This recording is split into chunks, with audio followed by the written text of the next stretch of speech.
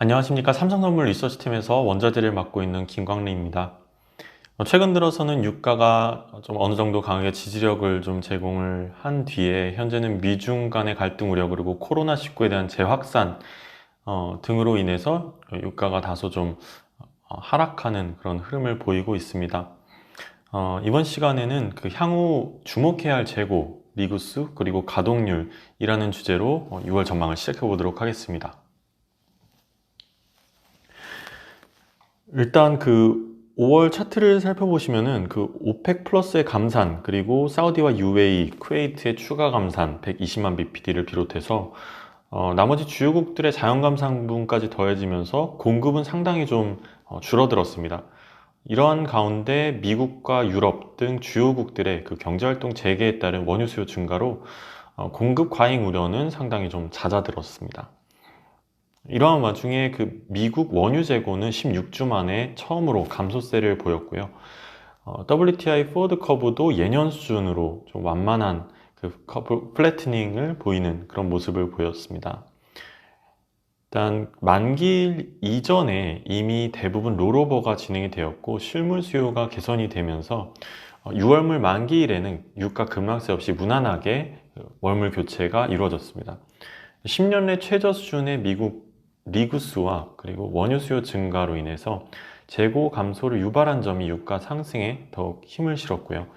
최근 들어서는 미국과 이란과의 지정학적 리스크 우려까지 더해지면서 유가는 30달러를 상회했습니다. 4월 오펙 생산을 살펴보실 텐데요. 일단 전월보다 한 180만 배럴 정도 증가를 했습니다. 4월은 미국과 유럽의 극심한 코로나19 확산세가 특히 부각되고 사상 첫 마이너스 유가를 기록한 달이기도 한데요. 그럼에도 불구하고 4월 오펙 생산량은 증가를 했는데 사우디와 UAE 그리고 쿠웨이트의 증산 때문입니다. 이들은 대표적인 중동 지역의 친미 성향의 강한 그런 국가들인데요. 미국의 압박을 이기지 못하고 5월부터 그 기존에 합의한 생산 쿼터에서 약 118만 배럴의 추가 감산을 약속한 바 있습니다. 나머지 국가들의 생산량은 일단 저유가와 수요 감소를 반영해서 하락을 했는데 이들 세 국가는 급격하게 증산을 지속을 하면서 오펙 생산이 큰 폭으로 증가를 했습니다.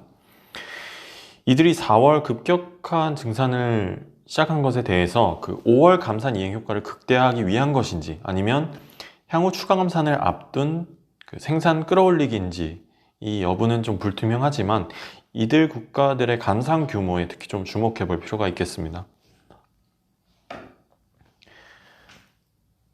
일단 5월 달에는 그 6월물 만기 시에 유가 변동이 크게 확대되지 않았고 그리고 마이너스 유가도 나타나지 않았습니다.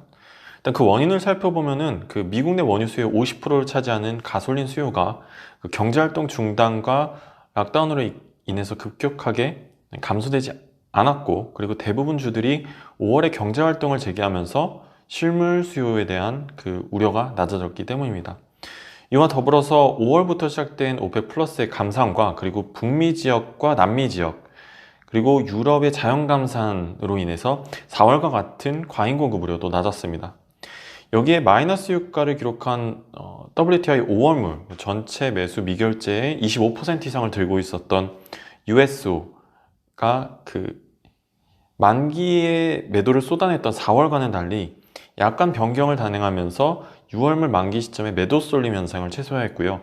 그리고 전 세계 주요 ETF들도 극심한 콘텐고와 그리고 최근 월물 변동성을 우려해 만기 이전에 이미 차월물과 이후 원월물로 롤오버를 끝마친 상태이기 때문에 만기 도래 시 최근 월물의 가격은 비교적 안정적이었습니다. 그 미국 내 액티브 리그수가 10년의 최저치를 기록을 했는데요. 이는 신규 유정에 대한 투자가 감소한 것으로 향후 그 완공 유정 수 감소를 유발해서 그 원유 생산량이 낮아질 수 있음을 의미를 합니다. 주요 셰일 기업들은 유가 하락에 대비하기 위해서 기존 유정들에 대한 그 자발적 생산 중단 또는 감산에 나섰는데 그 메이저 기업들과 셰일 기업들은 근본 그 코로나19 확산으로 인해서 그 자발적인 생산 감소분이 약 200만 bpd에서 300만 bpd가량 달할 전망입니다. 아직 미국 내 정유시설 가동률은 뚜렷한 회복세를 보이지 않고 있는데요. 원래 일반적으로 약 90%의 가동률을 보였던 반면에 현재는 65% 수준입니다. 향후 가동률이 예년 수준으로 반등할 경우에는 그 미국 내 원유 재고 급강 가능성이 더욱 높아질 것으로 예상이 됩니다.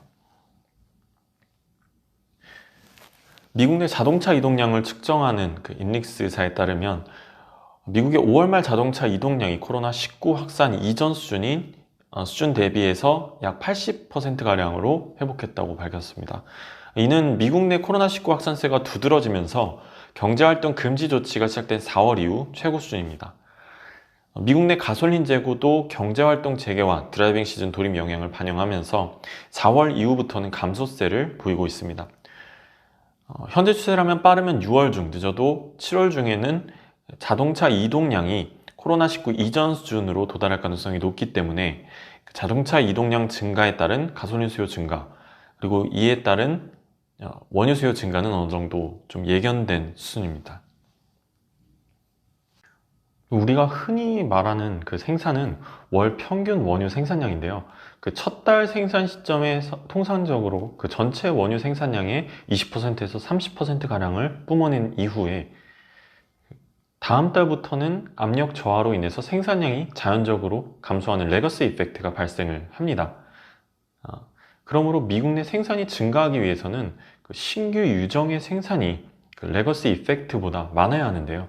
향후 신규 유정 생산 증가의 중요한 척도가 바로 우리들이 흔히 알고 있는 그 액티브 리그 수입니다.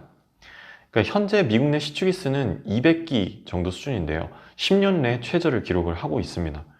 시추기수가 감소했다는 것이 의미하는 바는 미국 기업들의 그 신규 투자가 줄었음을 의미를 합니다. 일반적으로 시추를 시작해서 앞서 언급한 첫 달 생산에 도달하기까지 최소 2달간의 시간이 소요가 되는데, 미국 내 신규 평균 유정 생산성인 그 유정당 1000배럴을 감안했을 때 지금 수준의 리그 투자로는 향후 신규 생산량이 20만 bpd 밖에 증가하지 않을 가능성이 높습니다. 미국 내 노후 유정 생산 감소분인 60만 bpd에도 훨씬 못 미치기 때문에 향후 생산량이 감소할 가능성이 높다라고 보는 것이 타당하고요. 그리고 최소 리그수가 600기 이상은 되어야 향후 생산량이 증가할 가능성이 높다라고 보는 편이 타당합니다.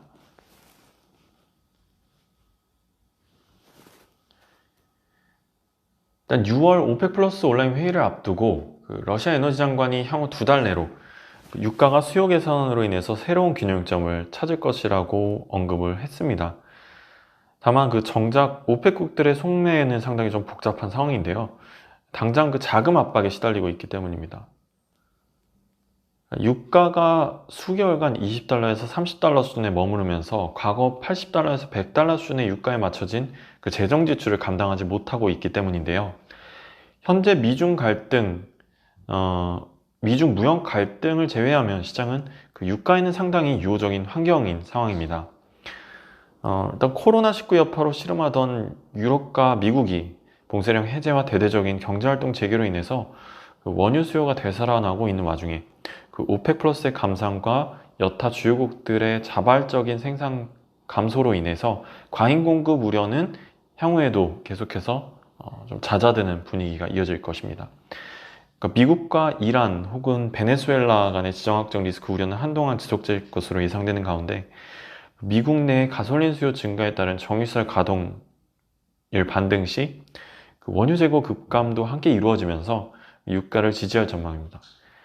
오펙 플러스의 감산 의지 지속은 여전히 변수로 남아있지만 전반적으로 상승 압력이 우세해서 40달러 부근까지 좀 반등을 시도할 것으로 예상을 하고 있습니다. 지금까지 리서치팀에서 김광래였습니다. 감사합니다.